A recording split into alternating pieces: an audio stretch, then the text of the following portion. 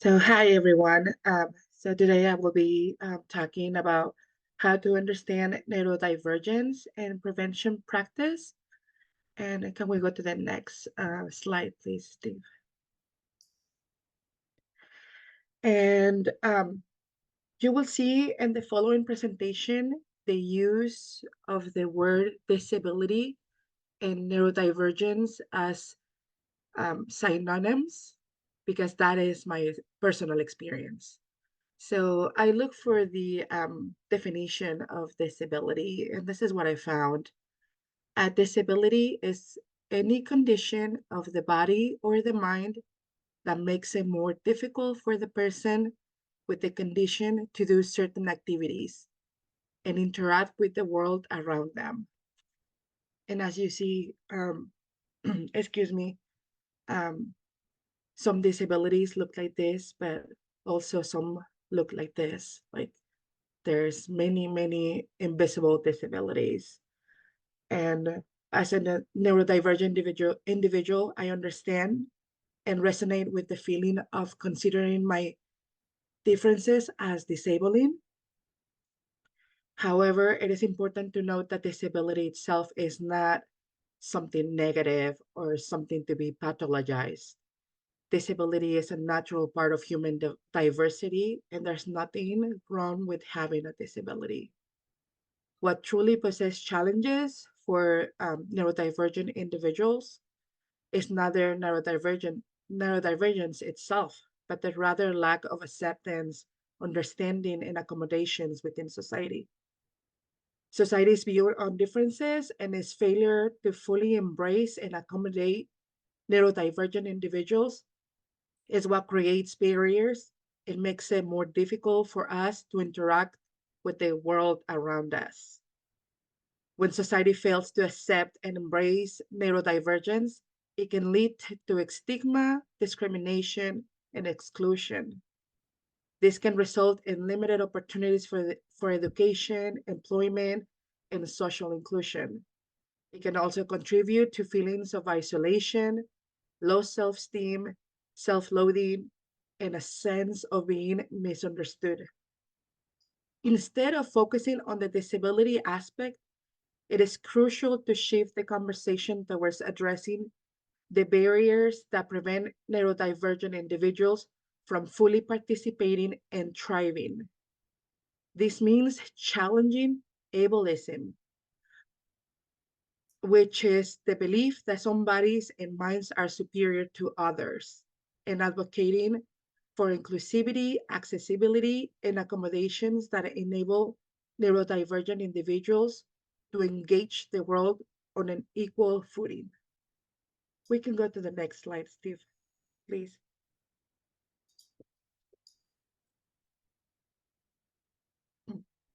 And since language matters, I want you to know the difference between neurodiversity and neurodivergence. And this is a quote from a multiply disabled activist and writer. She is great. If you ever look for her in Facebook, she is great. She has great content. She says humans as a species are neurodiverse because no two people's minds and brains are the same.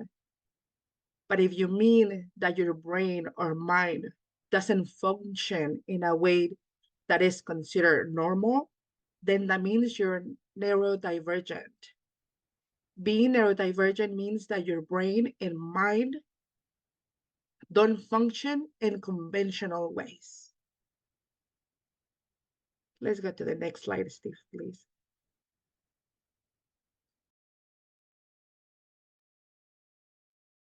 And I want to present to you my neurodivergent family. My name is Priscila, and I'm a neurodivergent brown woman, mother to 4 neurodivergent children. Our medical diagnoses include ADHD, ADD, bipolar disorder, borderline personality disorder, apraxia of speech, and autism spectrum disorder. As a disabled brown woman, I represent a minority within a minority within a minority, just like my children do. And we had faced discrimination multiplied by these intersecting identities since birth. My oldest daughter, excuse me, my oldest daughter is also part of the LGBTQ community. So that is one more layer of discrimination for her. This discrimination has caused me and my children, like we said earlier, significant trauma and burnout, adding to the challenges we already face due to our disabilities. And this include prenatal discrimination, because even before birth, we face discrimination. And I must confess, I perpetuated. Neurodivergence runs through my veins and the veins of my ancestors. When I was pregnant, I was worried that my children would be neurodivergent like myself or other members of my family.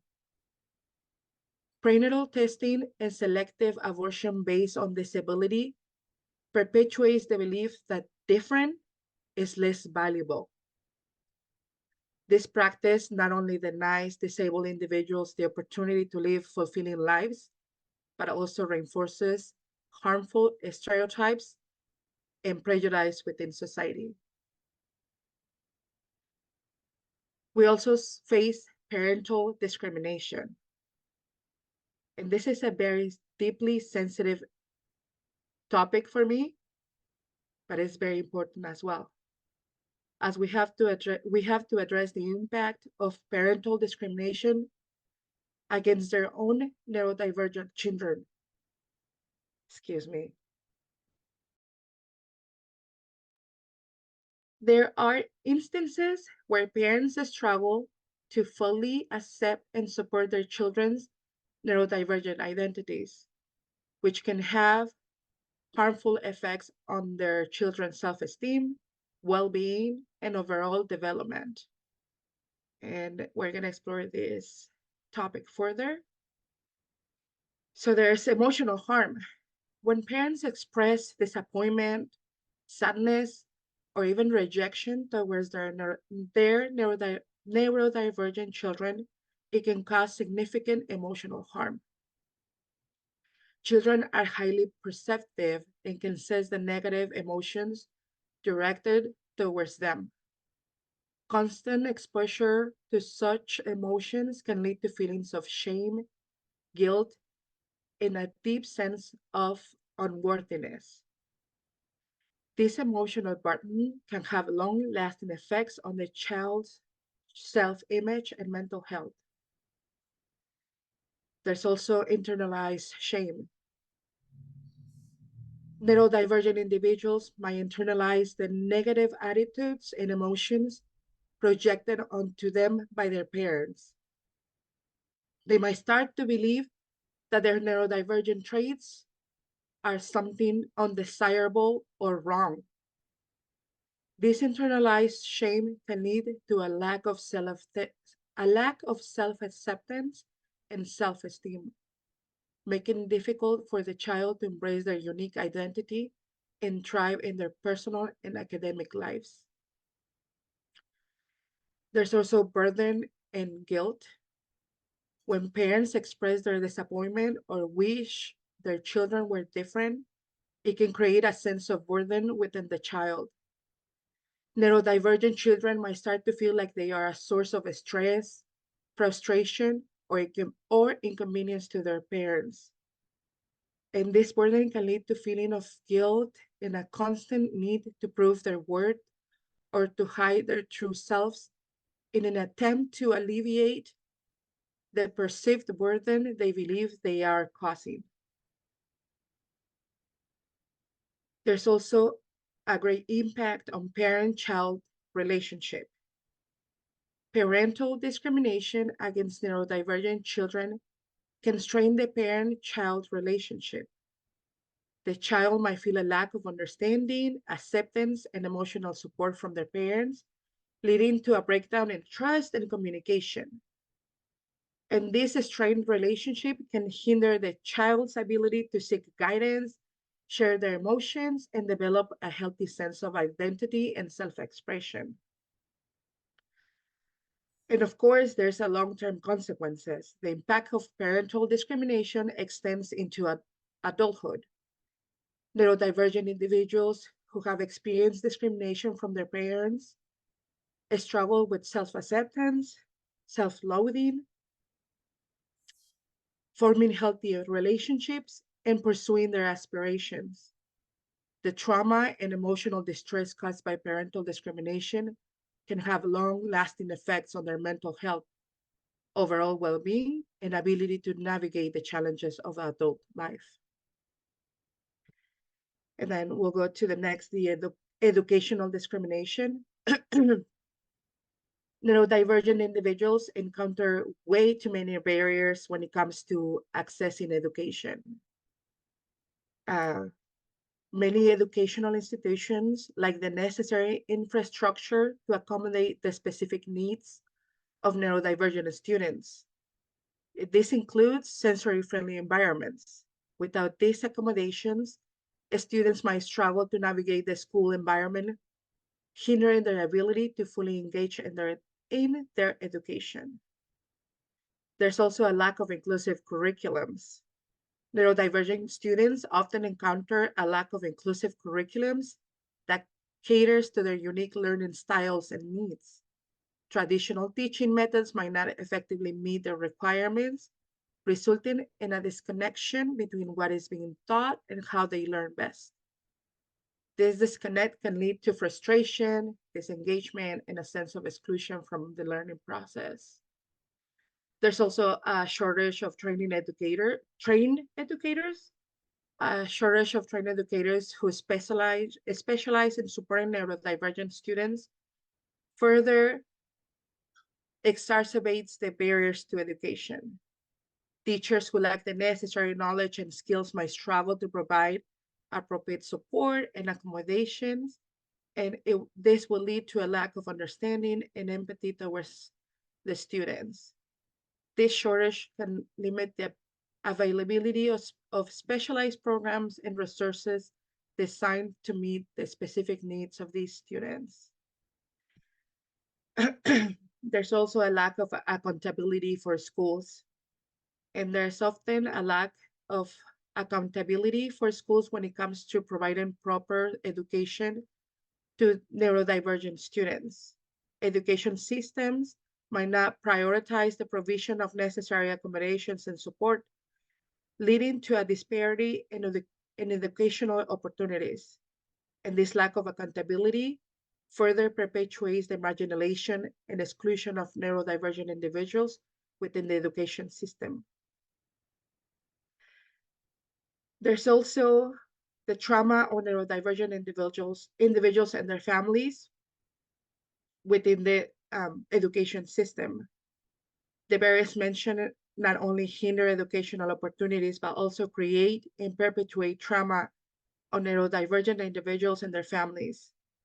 The constant struggle to access appropriate education can lead to feelings of frustration, inadequacy, and isolation. And families might experience stress and frustration when trying to advocate for their child's needs within an unsupportive system. This trauma can have long-lasting effects on the mental health and overall well-being of both the neurodivergent individual and their family members. There's also employment discrimination. The employment discrimination against neurodivergent and disabled individuals is a pressing issue that needs to be addressed. It is important to recognize that not all neurodivergent individuals are able to work due to the nature of their neurodivergency. The challenges they face, such as difficulties with social interaction, sensory sensitivities, and executive functioning, can make it practically impossible for them to hold traditional jobs.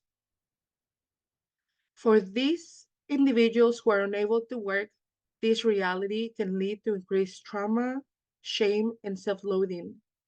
Living in a society where human worth is often measured solely by one's ability to produce can be deeply disheartening.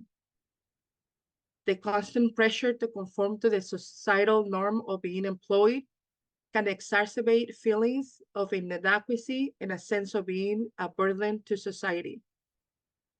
However, it's crucial to recognize that individuals with disabilities, including neurodivergent individuals, still contribute to the economy of society and in meaningful ways by inspiring others like us to work in fields that support and accommodate their needs. They contribute to a more inclusive and diverse society that benefits everyone. Neurodivergent individuals have unique strengths, creativity, and talents that can make a positive impact. And while traditional employment might not always be feasible, there are alternative ways in which they can contribute. Some might find fulfillment through art, entrepreneurship, volunteering in areas that align with their interests and abilities. And by embracing and supporting this non-traditional form of contribution, we can tap into the potential of neurodivergent individuals and empower them to make a difference. There is also social exclusion and isolation. And as someone who has experienced the challenges of being seen as different in society, I have personally felt the harmful effect of social exclusion. Being neurodivergent, I have often faced barriers and prejudice that have prevented me from fully participating in community activities and forming meaningful connection with others. The negative views and beliefs that society holds about different have had a profound impact on my life and the life of my children. The constant exclusion and marginalization I have faced have taken a toll on my self-esteem and sense of worth. Feeling like I'm not fully accepted or valued by society has created feelings of loneliness and isolation. It has been disheartening to see others forming friendships and social networks while I and my children struggle to find our place. The societal stigma and discrimination surrounding neurodivergency also affected my opportunities for personal growth and development.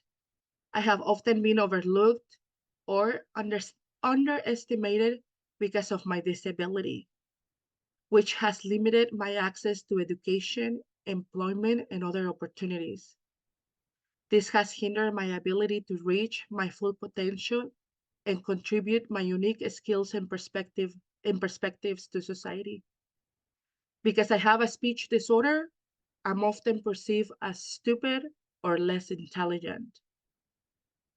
The impact of social exclusion and the lack of acceptance for different extends beyond the individual.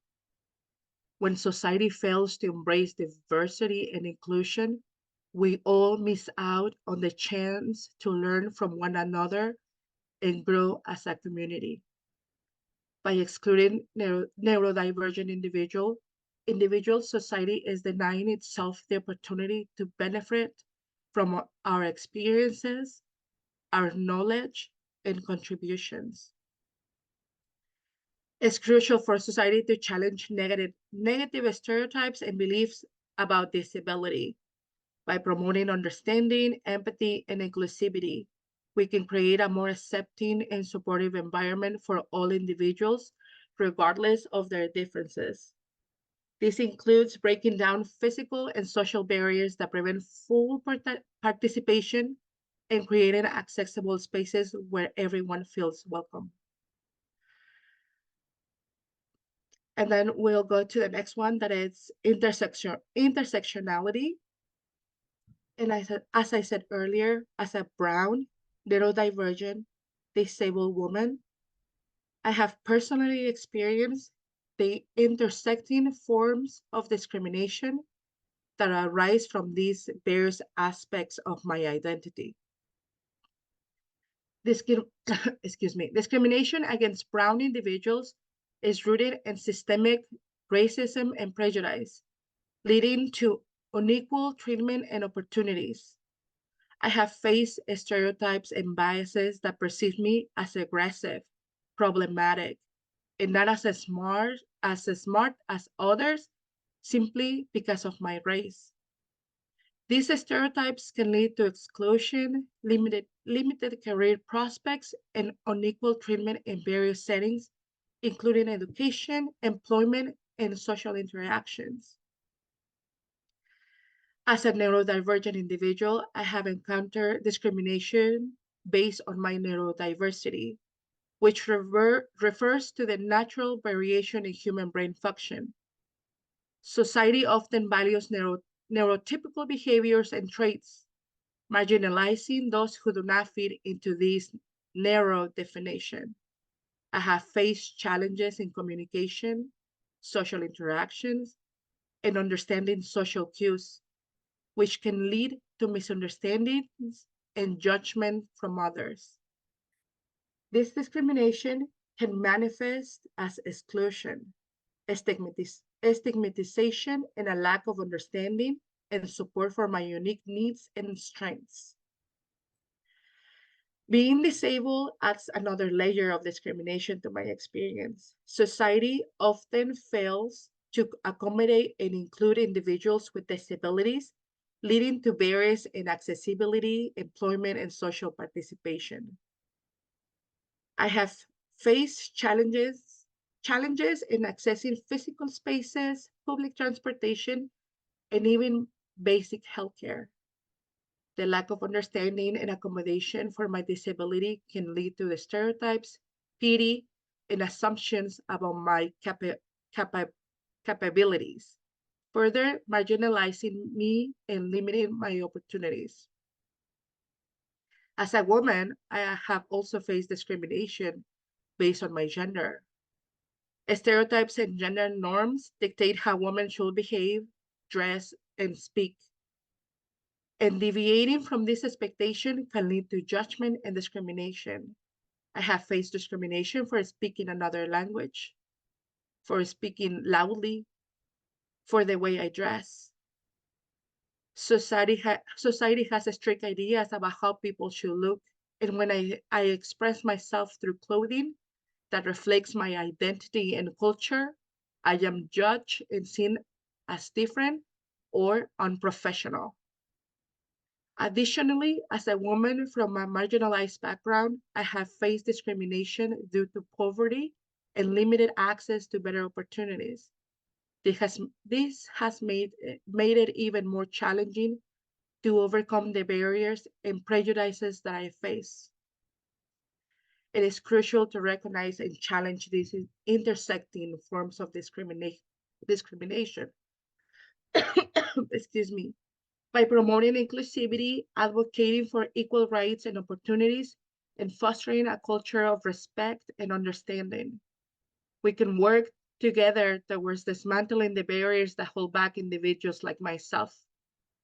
And it is important to create spaces and systems that recognize and value the diversity of human experiences, ensuring that everyone, regardless of their race, neurodiversity, disability, or gender, has equal opportunities to thrive and succeed.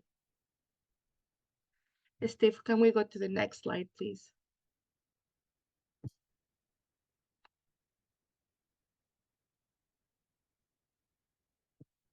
And I'm going to talk about the connection between neurodivergence and addiction through my lens and my personal experience as a peer support specialist.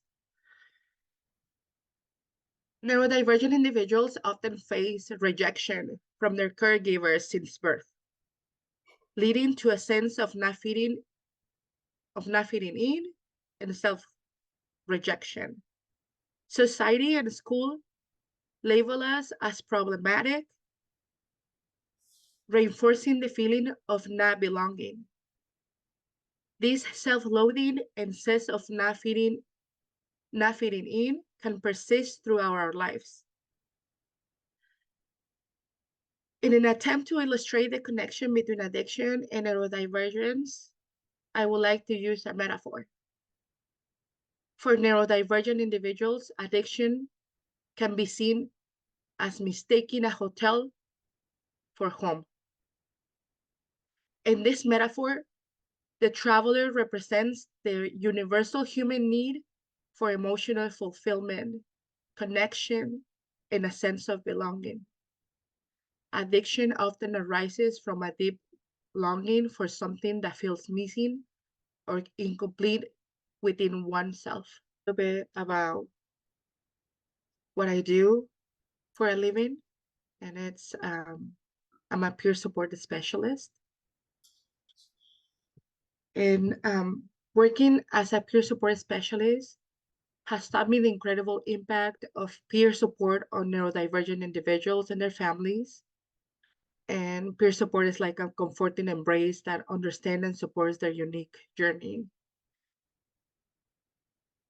Peer support is a gentle balm that embraces the wounds of individuals facing challenges, their family, and the person providing support by offering solace, understanding, and a sense of belonging for everyone involved. In this dance of healing, differences are celebrated.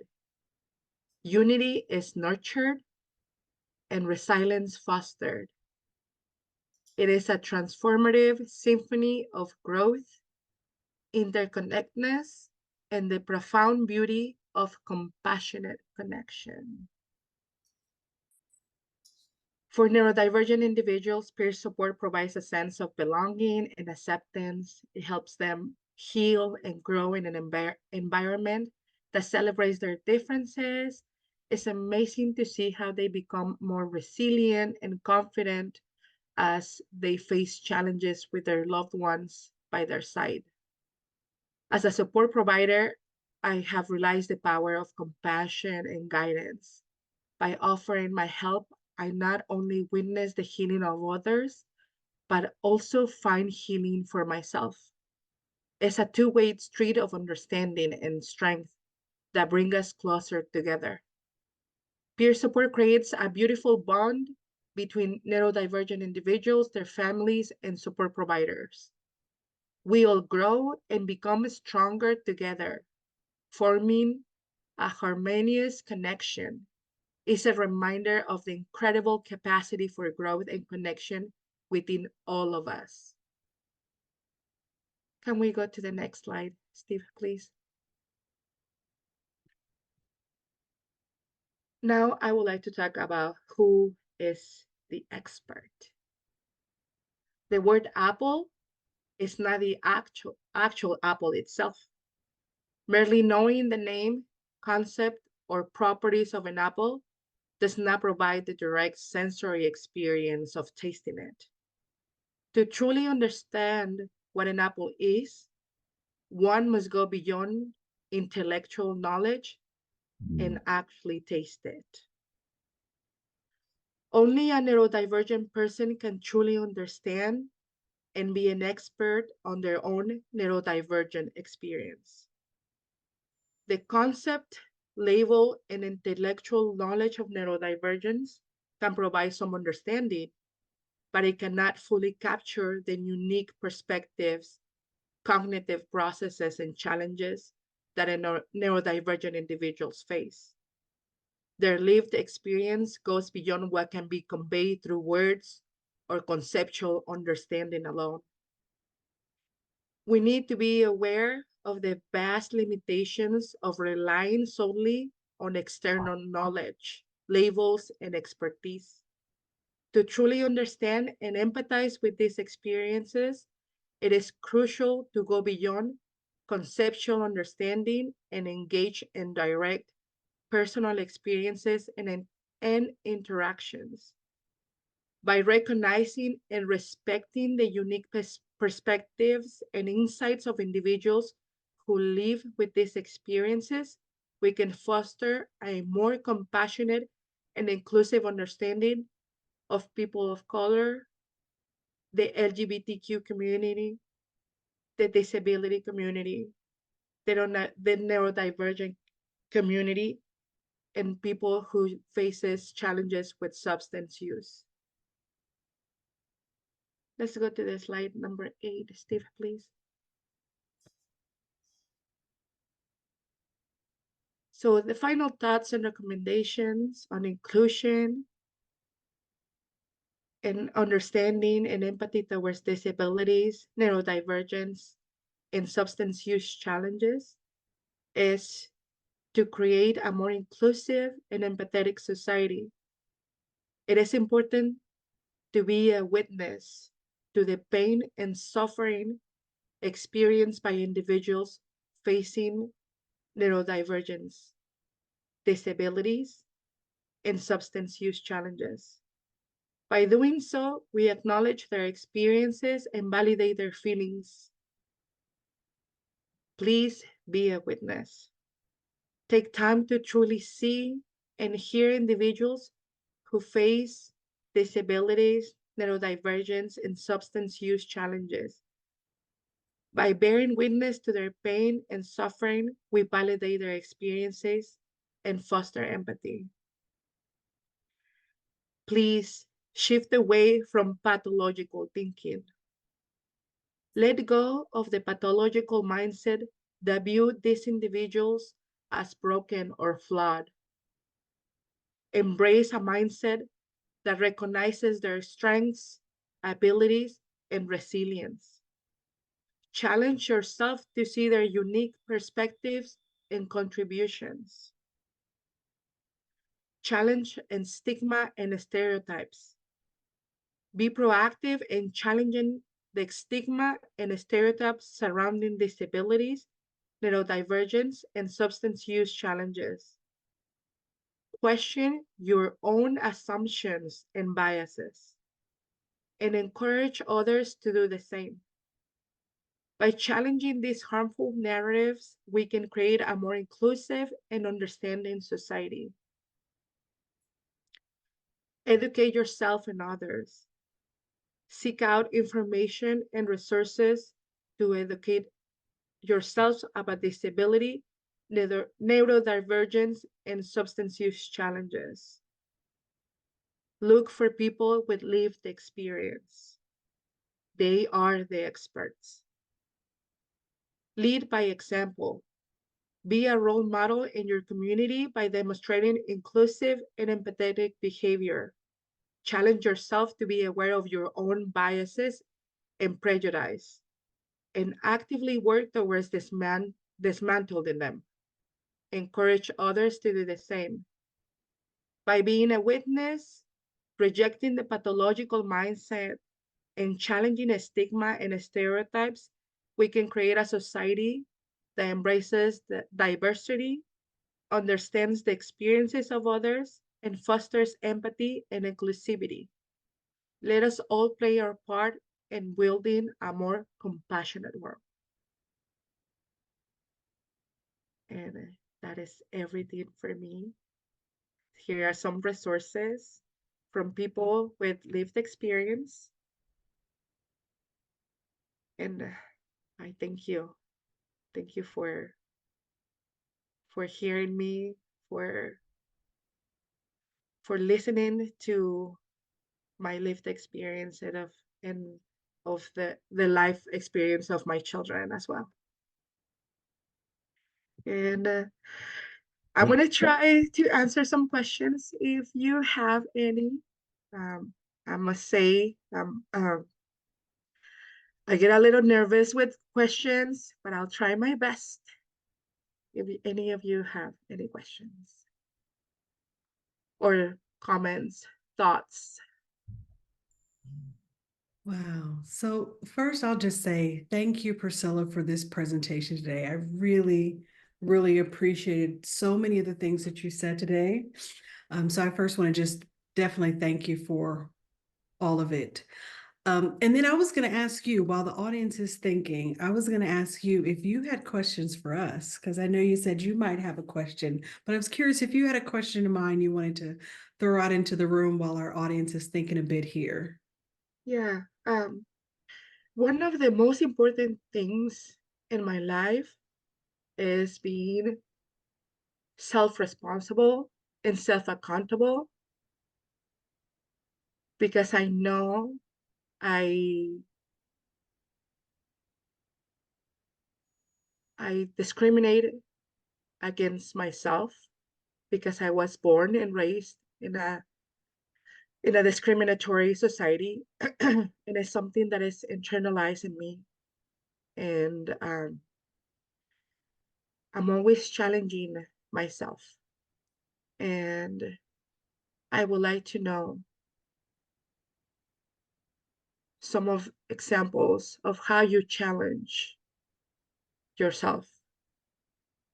Is any of you brave enough to tell me, you know, I have done this, I have thought this, but I'm challenging myself now and, doing differently, trying to do differently. So if anyone wants to share some of their self accountability and self responsibility, um, it will be greatly appreciated, and you know also very inspiring for others to do the same. Yeah. Hmm. Thank you for that question. It's a wonderful question. I'll give people a moment to think. Of course, we have the chat, so if folks want to respond by chat, if someone wants to use their voice, you can raise their hand. I'm actually happy to share while people are thinking, to give folks an opportunity, because this is something that I think about quite a bit, is challenging myself. And one of the things you shared when you were talking was that sometimes people discriminate against you by perceiving you as unintelligent, either because of how you speak or speaking slow or language. And when you said that in your presentation, it really resonated with me, because as someone who is in a place of power where I get to hire and things like that, this is where this comes up. And I know I have had to be extremely intentional in not immediately judging people, in even having conversations in the hiring space around, are we creating spaces of inclusion for folks? And connected to that is the lived experience piece. This is the part that really gets me so much, is we do have a bit of a hierarchical society that says you need to have a resume, you need to have this, these credentials, that, boom, boom, boom, boom, boom. And depending on who you are, some of those things have not been accessible, right? Because our education system doesn't necessarily do the best job of being inclusive. So when I'm in a place of hiring, I try to think about that, right? How do we create opportunities? How do we create space? How do we even change how we think about those sorts of things to make sure we're giving opportunity for all types of beautiful minds to be in the workspace, right? So I really appreciated what you shared around that today, and just the consideration and the way in which I'm thinking about how I challenge myself in times where, discrimination does happen, even in that hiring employment space. So that's what came to mind as you were talking earlier. Thank you for sharing, Nicole. That was powerful. Thank you. Thank you. Yeah. There are a lot of messages in the chat, Priscilla, that just expressing their appreciation for you sharing your story and your vulnerability. And Gabrielle stated that occasionally I'll push myself out of my comfort zone. And Chad Childs shared, I appreciate you owning that too, Priscilla. We all have put others down for being different from us and our understanding. I have to check myself every day and practice gaining different perspectives and test them with my friends and loved ones who will call me in. Thank you. Thank you for sharing that.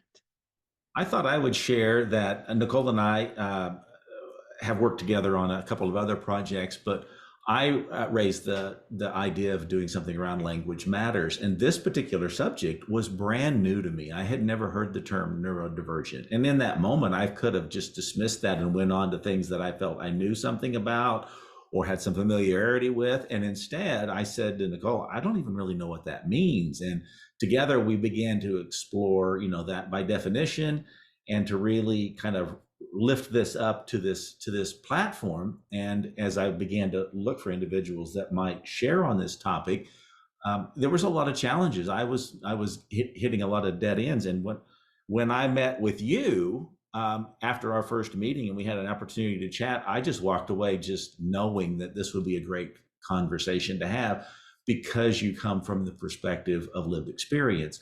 So professionally, that's one side. Personally, for me, I also am a person in long-term recovery, and I have really taken some steps over the last couple of years to really elevate my story more into the work that I do, and to talk about that from the perspective of reducing stereotypes around people that have lived experience or recovery from addictions. So both of those have really helped to elevate me around, being broader minded about why language matters so much.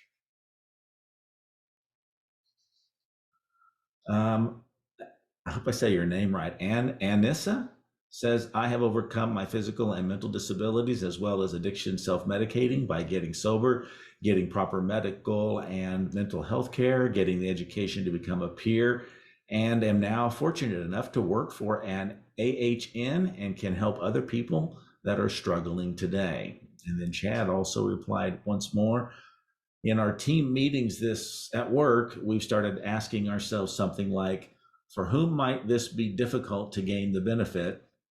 And then we try to make our services more accessible to those who may not access them as easily as others."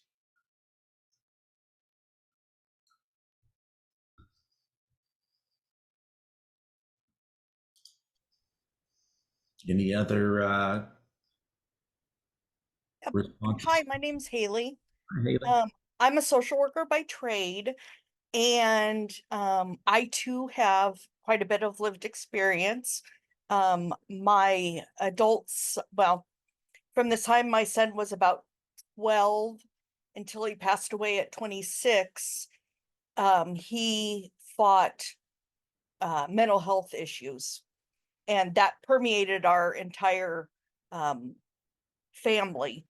I've been, like I said, a social worker. I've done child protective services, worked in discharge planning at the hospital. And what I have found for me, I've always kind of been that kind of person that when you meet somebody and they are facing a bunch of diversities, they may make poor choices. There's always something, if you can look at them and see who they truly are, there is wonderful things about every person that you come in contact with.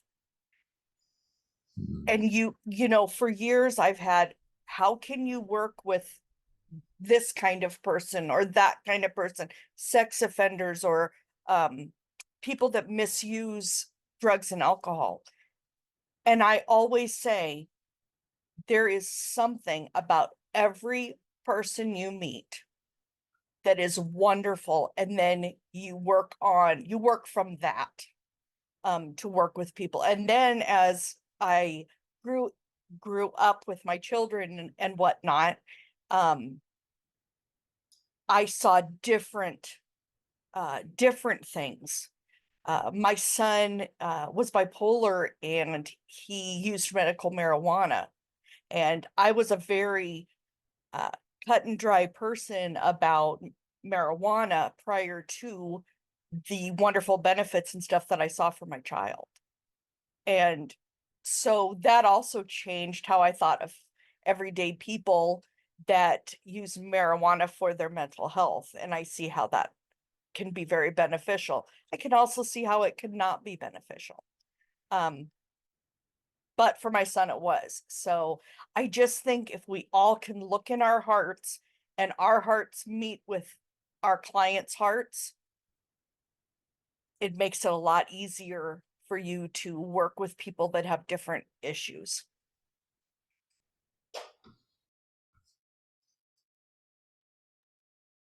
I couldn't agree more. Thank you for sharing your perspective. I loved it.